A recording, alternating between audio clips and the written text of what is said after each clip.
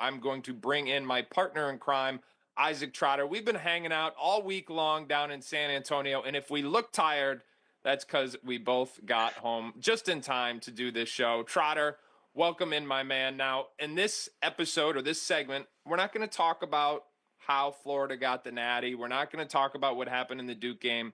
We are going to talk about what people did not see if they were watching from home. Let's start Saturday night, the national semifinals.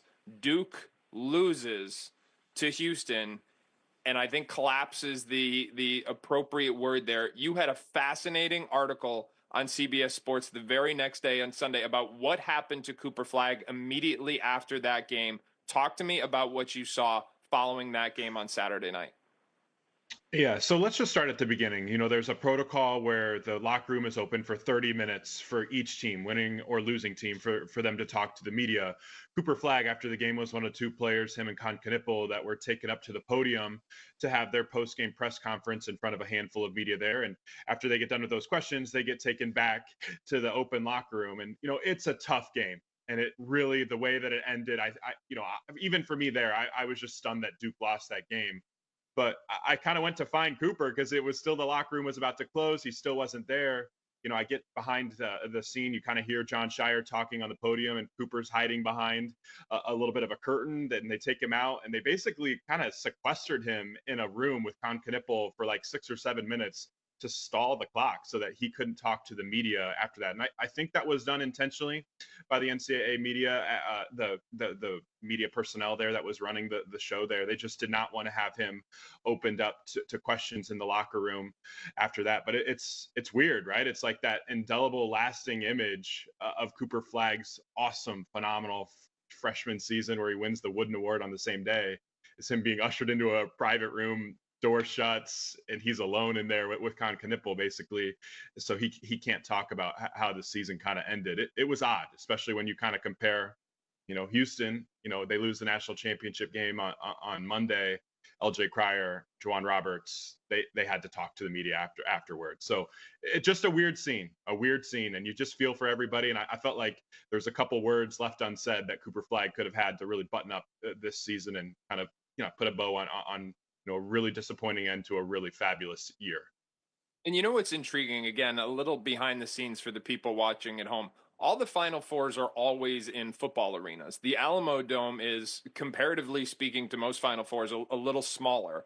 But underneath the arena, you have this, huge, basically track on the inside. And what's fascinating to me is the four locker rooms are always right next to each other. So like Houston came in, they were like blaring their music before the game, and Duke came in like very like quiet and solemn almost.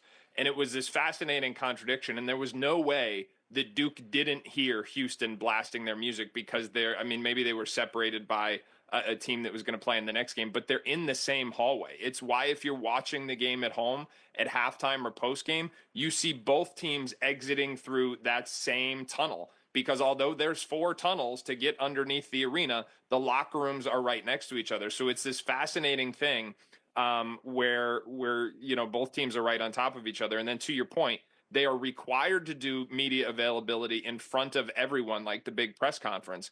And then when the locker rooms open up, basically what you're saying is they were not made available, and they were, I want to pick my words carefully here, but they were staying in an isolated room where no one had access to them until the media vacated the locker room. Is that basically how it went down? Yeah, basically, I saw a couple NCAA officials basically looking at their watches, being like, okay, the media locker room closes in 6 minutes. They'll stay in here till then, and then we'll get them on the golf cart and take them back. And, the personal aspect of this, I didn't want to dwell on that too much during the story because you understand it. It's a brutal, brutal end. And I think if you're a Duke fan, you're going to be sick for weeks. And if you're Cooper Flagg, that game's going to stick in your head for a really long time. But it definitely was a little bit awkward. And no, they weren't alone, right? Like we saw some of that finagling a little bit with Chani Broome and Auburn after they lost in the Final Four, where just he was barely made available to the media. But to have Cooper Flagg basically only have to answer 3 questions and that's it after one of the biggest games of his college career felt a little bit odd. All right, that's interesting. Now, take me into last night's game. We have that again, just another epic Florida comeback. I got a lot of slack. I don't know if we put out very similar tweets at halftime, unplanned, I should say, but basically both acknowledging that like Walter Clayton hadn't scored. Houston was dominating the two areas that they focused most on, like winning the field goal attempts battle, winning the turnover battle, and yet they were still only up three. And against a Florida team that has made a habit of second half comebacks, I was making the point like, hey, this may not be as good as Houston fans think it is. That I think you had a similar sentiment that turned out to be accurate.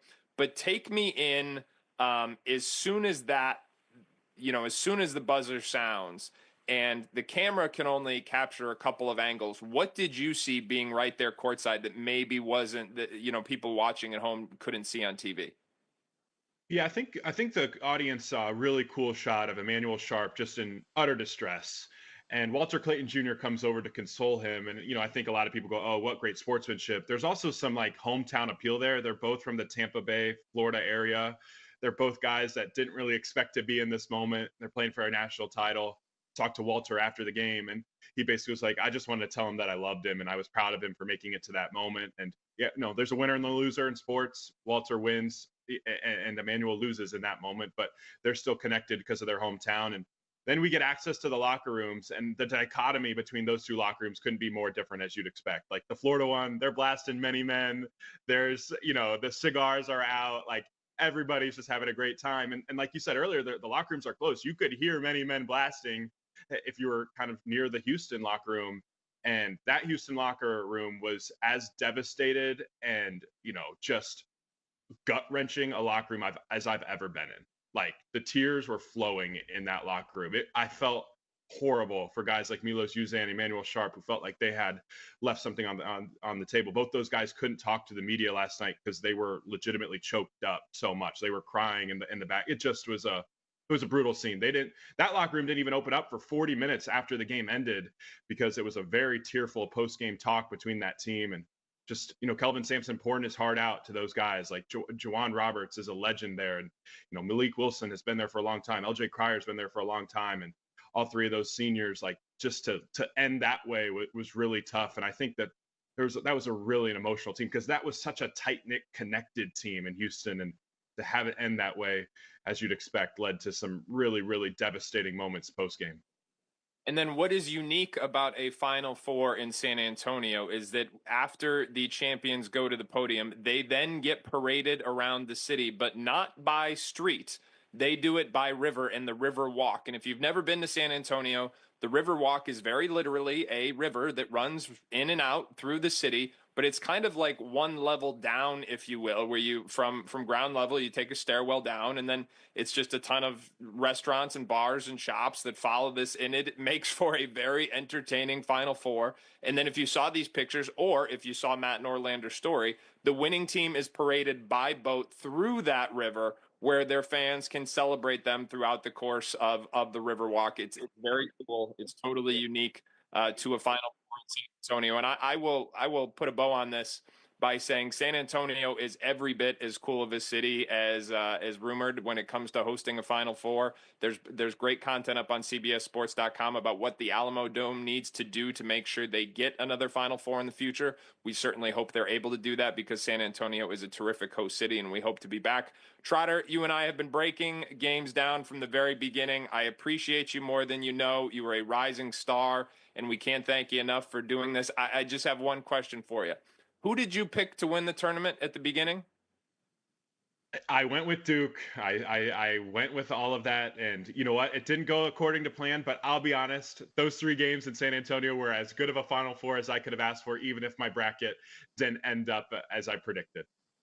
Well, the guy who picked Auburn preseason, the guy who picked St. John's preseason, I just want everybody to know I got back because I picked Florida to win the whole thing. He's Isaac Trotter. He's the best at what he does. You will see him again very soon, and we're going to be coming up we're going to be coming up shortly on the right here on the 24/7 Sports College Basketball Show to talk about more in the transfer portal. But remember, you can find more of Isaac's work over on 247sports.com. Use the promo code PORTAL. You get 60% off the annual VIP memberships. That deal goes until April 23rd, just before the stroke of midnight.